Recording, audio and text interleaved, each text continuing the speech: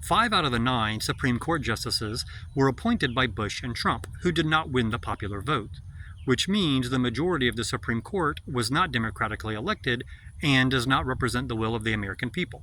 For example, several of the conservative judges who were recently appointed to the bench swore under oath that they would observe stare decisis and uphold precedents.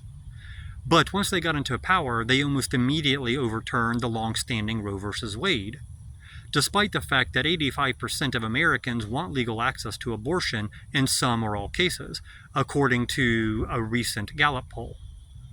But the corruption doesn't end with Republican presidents or conservative judges.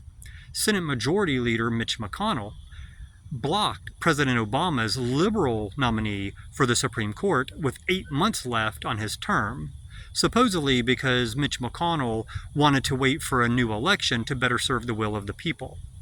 But he then turned around and pushed through Trump's conservative nominee with only 6 weeks left on his term. So clearly, Mitch McConnell did not care about serving the will of the American people as he claimed. He really only cared about keeping liberal judges out of the Supreme Court and putting conservative judges into the Supreme Court.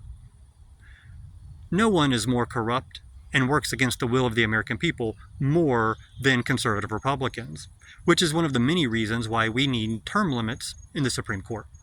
I'm Ryan CRC, and this is The Truth Heals.